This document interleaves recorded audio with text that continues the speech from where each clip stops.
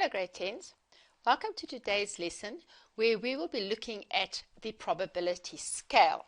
Now let's look at an example. That's the easiest way to illustrate this. Okay, so what we're going to do at random, we are going to choose a number from 1 to 5. Okay, so we're going to pick 1, 2, 3, 4 or 5. Now what are our outcomes? Remember we discussed these in our last lesson. Okay, so our outcomes are going to be each of those numbers. Now, what is the probability of each outcome? Okay, so the probability of either a 1, 2, 3, 4 or 5. Okay, so for a 1, 2, 3, 4 or 5. Okay, they are all equally likely to happen, so it's going to be 1 over 5. Okay, so now what is the sum of the probabilities? In other words, if we take the probability of each one happening, what will our total be at the end? Okay, so we've got 5 outcomes and each one has an outcome of 1/5.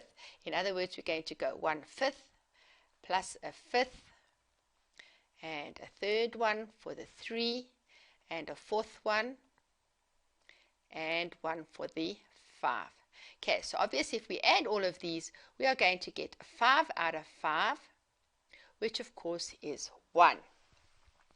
Okay, now what is the probability of choosing an even number? Okay, so how many even numbers do we have? We have 2 out of a possible 5. Okay, what is the probability of an odd number occurring? There were 3 odd numbers and there's a total of 5, so that probability is 3 over 5. Okay, so now what is the probability of getting an even or an odd? Obviously we've got to take these 2 here and we actually have to add them. So if we take these 2 and we add them, we get a probability of 5 out of 5, which is again 1. Now it's not a coincidence that both of these answers here is equal to 1. The sum of all the probabilities, so if you take all the possibilities that there are, will always be 1. And obviously, I think you can see that the least value that a probability can be is going to be 0. Okay, so the least probability is always going to be 0. So if there's no chance of happening, it's going to be 0 over however many possible outcomes there are. Okay, if there were 5 outcomes, the result is still going to be 0. So in other words, the chances of any event can be shown on a probability scale that goes from 0 to 1. Let me show you what it looks like. Okay, so here we have a diagram of basically what your scale looks like. Now, if something is impossible, if it cannot happen, then this number over here is going to be 0.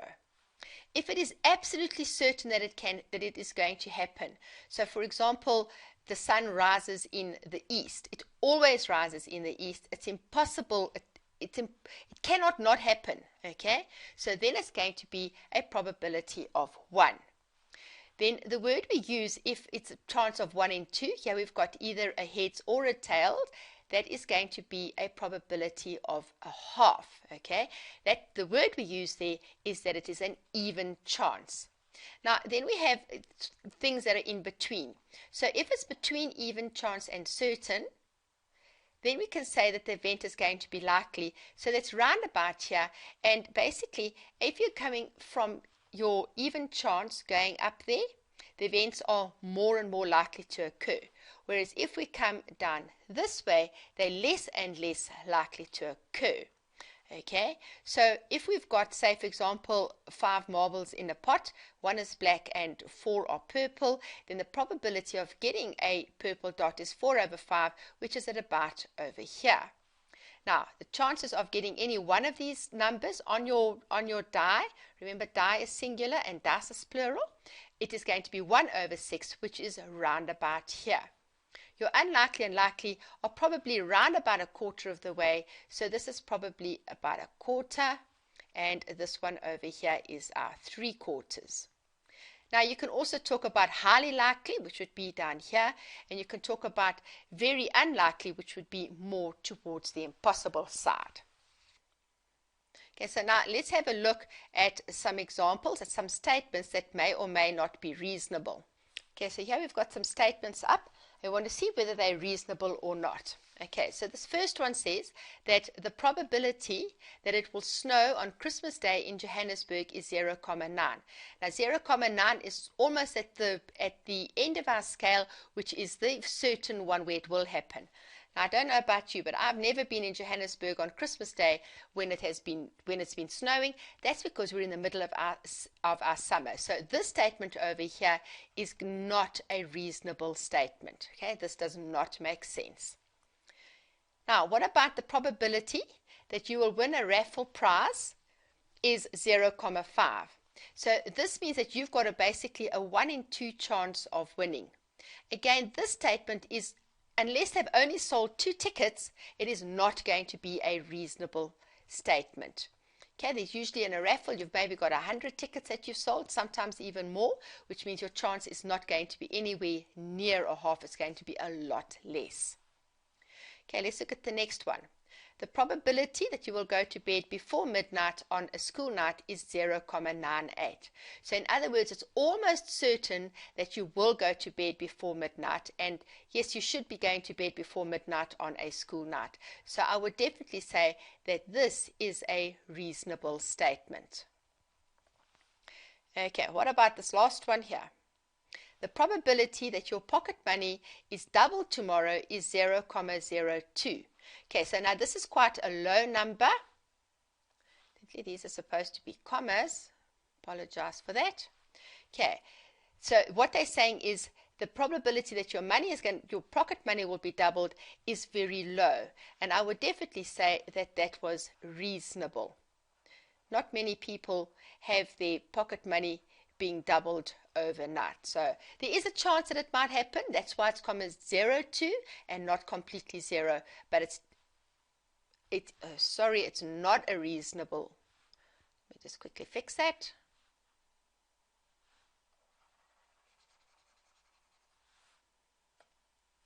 Okay, the probability that your pocket money is doubled tomorrow is 0.02. Well, that means it's very low. So oh, I was right. Oh, my word, Annette. Okay, so definitely the chance, they're saying that the chance is very low that your money is not going to be doubled, which is correct. So in other words, this again is a reasonable statement. There is a small, but it's very slight chance. So it's reasonable that your chances is so low. Okay, now let's put some numbers onto a probability scale when I actually give you a statement. Okay, now on the probability scale, we're going to mark and estimate the probability for various statements. So look at our first one there that says it will rain tomorrow. Well, now this is quite a difficult one to go and decide because you must immediately be saying, well, it depends on the time of the year and it also depends on where you are. So, for example, in the middle of winter in Johannesburg, our chances of it raining are not so high. So that would probably be down here. Okay? Down here, if it's in winter in Johannesburg. If it was winter in Cape Town, they have a lot of winter in December, a lot of rain in winter, so then your chances would be up here. So it all depends, okay? So this would be a Joburg winter. If we went to a Joburg summer, your chances would more be over here. Okay, if we were talking about Cape Town, your Cape Town summer, it's maybe around about here. They don't have that much rain, but they do have. So this could be a Cape Town summer day.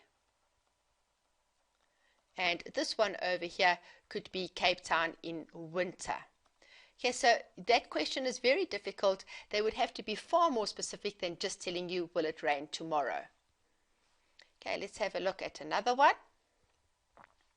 How about this one? Bafana will win their next football match. Okay, so now if we have a look, again, it depends on when this prediction is. If we look at their results from the 12th of October 2012 up to the 20 March 2013, they won 4 of their matches, they drew 1, and they lost 5. Okay, so the probability that they're going to win, if we have a look here, they won 4, they drew 1, and they lost 5. So I would say it's going to be maybe halfway, 1 and drew. You could maybe put those about equal. So you're either going to put it sort of on the halfway mark or perhaps even just slightly below. Okay, because our winning would be our 4 out of. Our total number of matches here is 10. Okay, so if you included this one in your winning, you'd put it on the half. If you excluded it, it would be a little bit below. Okay, so now what about the fact that someone in your class has a birthday tomorrow? Well, this again is going to depend on the number of learners that you have in your class. But if you talk about a class of about 30, then about 2 to 3 birthdays a month will occur. So in other words, for one happening tomorrow, it's going to be quite low. It's probably around about here. But then, of course, you might have a friend in your class and you know that their birthday is tomorrow. And if you know that for certain, then you would be able to put it on 1 because you know somebody's birthday is there. But with only 30 for a whole year, the chances on a particular day are pretty low. Okay, now it's your turn to match some words to some statements. Okay, so let's have a look at your question. Sasha has some bags with some white and black buttons in. She's going to take 1 button without looking from each of the bags. Okay, so now I've got 5 statements for you that you're going to have to match to one of these bags. Okay, so what you need to do is you need to write down how many of each you've got in the bag or read the statement and then come back to your little diagram. Okay, so let's have a look at the different statements. You're going to match each picture to one of the statements. Okay, so your first one, it is impossible that Sasha will take a black bead from bag. So you've got to fill in here one of A to E. Okay, the next one, it is unlikely that Sasha will take a black bead from bag. You've got to make a selection. Okay, so impossible black, you should maybe just jot that down. Impossible black. And then unlikely black is your second one. And then your third one, equally likely that she will take a black or a white. Okay, so equally likely. And the next one, it is likely that she will take a black bead from which bag. And the last one, it is certain that she will take a black bead. Okay, so if you've got those words written down from the questions, I'm going to take you back to the diagram now and then you can decide what your answers are going to be.